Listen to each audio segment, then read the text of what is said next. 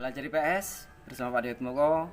Pada kali ini kita belajar tentang kegiatan produksi yang merupakan aktivitas manusia dalam memenuhi kebutuhan. Sebelum kita lanjutkan, mari kita berdoa bersama sesuai dengan kepercayaan dan agama masing-masing agar Tuhan Yang Maha Kuasa memudahkan kita dalam menerima, memahami, dan menerapkan pembelajaran pada kali ini. Berdoa, dipersilakan.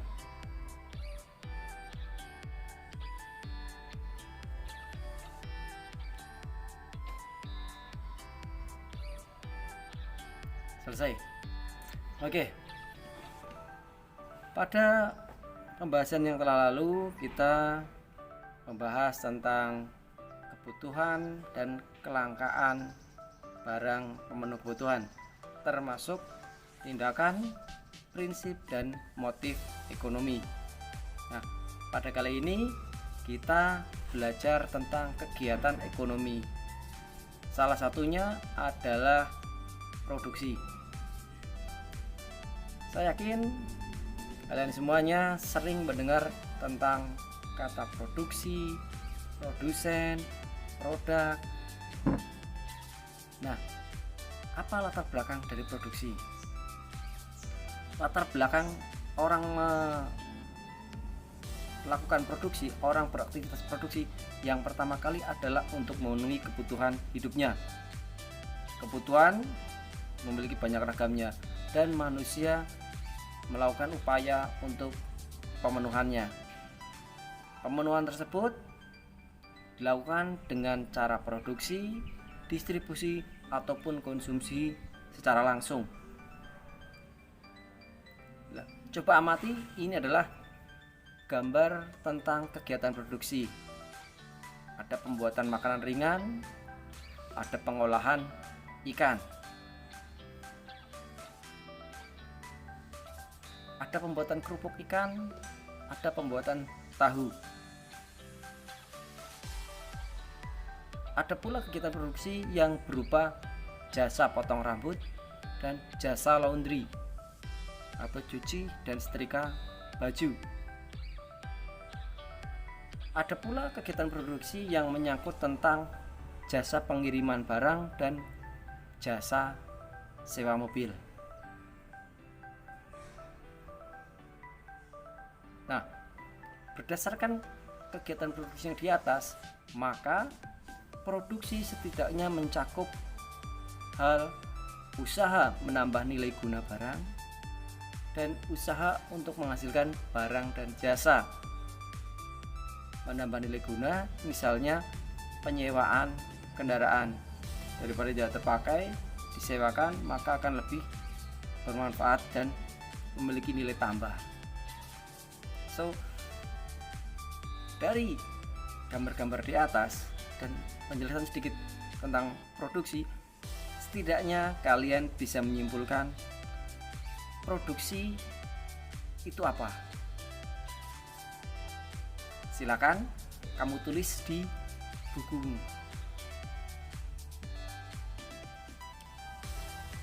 Produksi yang menyangkut tentang hubungannya dengan nilai guna barang, ada beberapa nilai guna barang yang kita kenal. Ada nilai guna barang yang berdasarkan bentuk. Diubah bentuknya maka akan semakin bertambah nilainya. Contoh, ada kain yang diubah bentuk menjadi baju, semakin bertambah dan memiliki harganya yang juga lebih tinggi. Ada pula nilai guna barang yang semakin bertingkat atau semakin naik nilainya, semakin naik harganya karena perpindahan tempat. Contohnya, kapal akan lebih berguna jika ditempatkan di pelabuhan. Kapal akan lebih berguna ditempatkan di pelabuhan daripada di sebuah perusahaan atau pabrik galangan kapal. Ada pula nilai guna barang yang menyangkut tentang waktu, semakin berguna pada waktu-waktu tertentu. Sebagai contoh, obat. Obat itu akan berguna saat orang tersebut sakit, namun tidak akan berguna saat sehat.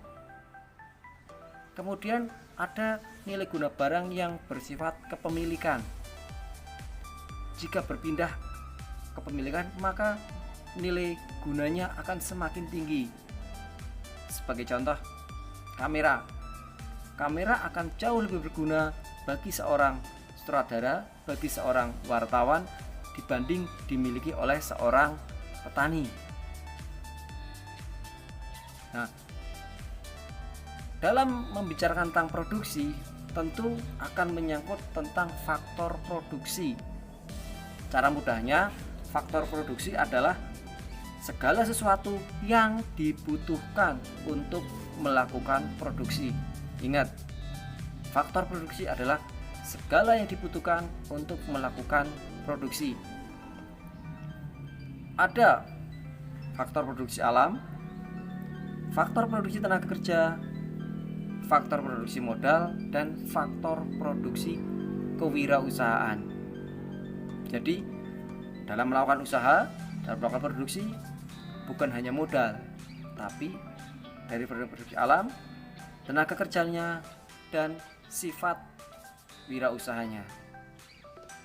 Sebagai contoh, untuk produksi alam ada tanah atau lokasi tempat berusaha, ada pula bahan mentah. Sedangkan untuk tenaga kerja perlu dipikirkan siapa pembuat barang atau jasa yang akan diproduksi. Sedangkan modal menyangkut tentang alat, bahan, hingga dana. Yang terakhir, tentang produksi kewirausahaan, siapa orang yang akan menjalankan usaha itu. Mengapa? Karena orang tersebut sangat penting dari awal hingga akhir dalam proses produksi. Inilah faktor kuncinya kewirausahaan.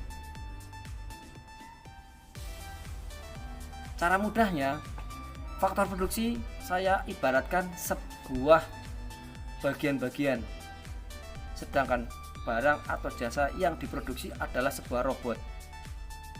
Bayangkan sebuah robot yang dinamakan barang dan jasa, dia dibentuk oleh dari tenaga kerja, oleh elemen modal, oleh elemen sumber daya alam, hingga oleh elemen kewirausahaan. Tenaga kerja sendiri dibedakan menjadi beberapa. Ada yang tidak terdidik, ada yang terlatih, ada yang hanya terdidik saja, dan ada yang terdidik dan terlatih. Tentu dari urutan atau klasifikasi jenis-jenis tenaga kerja yang berdasarkan pendidikan ini akan berbeda dalam hal pengupahan atau pemberian imbalan jasa. Adapun tenaga kerja yang berdasarkan sifat, ada yang tenaga kerja yang sifatnya hanya jasmani saja, ada yang bersifat rohani. Lebih banyak mengandalkan akal, pikiran, strategi, taktik, dan lain sebagainya. Modal pun sama. Faktor produksi modal bisa dibedakan dari modal yang sifatnya tetap dan modal yang sifatnya lancar.